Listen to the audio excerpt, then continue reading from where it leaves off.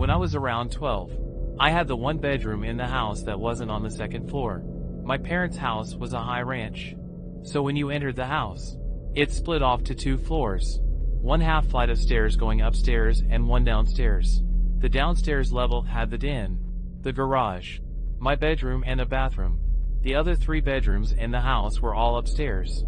Since I grew up the oldest and the only boy in the house with 2 sisters, I got the room downstairs because it was the biggest and technically the coolest room. After I turned 10, my parents gave my twin bed to my little sister and I got a full-size bed, which was a bit of an upgrade because the room was big and could certainly fit a bigger bed.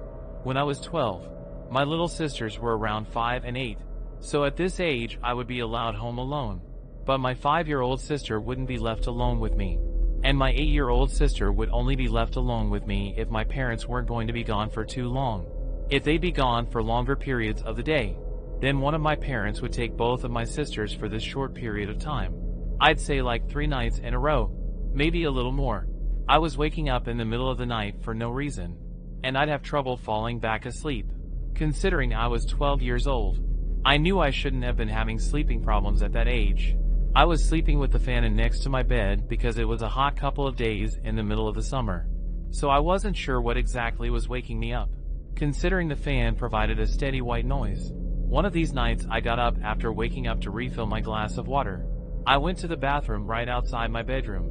As I was filling it up out, I heard something come from inside my room. I turned off the faucet and then listened, but now there was nothing, just the sound of the fan. I walked to the doorway in my bedroom and I couldn't tell what it was, but something was creeping me out about my room. Now, I went upstairs to the living room and decided to sleep on the couch that night. I fell asleep eventually, but that same night again, I woke up, this time to noises from the kitchen. I saw the glow of the light from the fridge and the sounds of someone rummaging through it. The way that floor was set up had the kitchen out of view from the couch in the living room. I couldn't see who was there. I heard the fridge door eventually shut, then footsteps walk away and downstairs. I was drowsy, so I went back to sleep. I believe it was the next day that my mom was folding clothes in my room, and she told me my room stunk and I needed to clean up whatever that smell was. I ignored her because I really didn't smell anything. I wish I didn't ignore her, though. That night, our dad put the air conditioning on because it was simply too hot. After we all watched a movie as a family, everyone started getting ready for bed. I went to my room and played video games for a little while before getting sleepy. By that time, I turned off the TV and console and rolled on my side to go to sleep like I always did. Tonight, I didn't have the fan not because the air conditioning was on, so there was just the sound of the air blowing out from the vents in the ceiling. I fell asleep, but once again, I woke up not long after. I didn't know what the sound I heard was. All I heard was the vent fan blowing air. Then when it stopped blowing air, the room was silent and I heard something breathing. But it wasn't my breathing, though. I looked around the room. The closet door was shut, so there was no way it was coming from there. Part of my childlike innocence assumed it was my younger sister playing a prank. I got on the floor and looked. The one place I could think to look. Under the bed. I lifted the little piece of cloth that dangles at the bottom of the bed and there was a very large person laying underneath my bed on a pile of blankets. Their head was facing me, but their eyes were closed.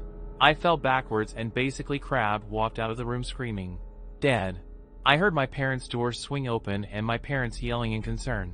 I pointed into my room and said, "Under the bed." And my dad went and pulled out this very large, dirty-looking man.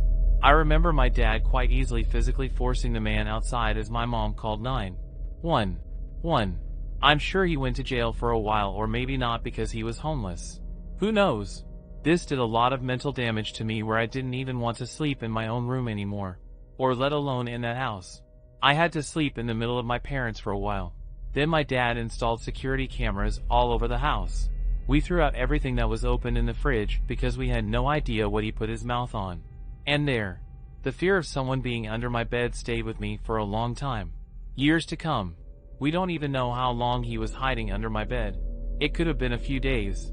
The smell. The person going through the fridge. The randomly waking up every night for a few days. Whether he meant harm or not. Having someone hiding under your bed is every child's biggest nightmare.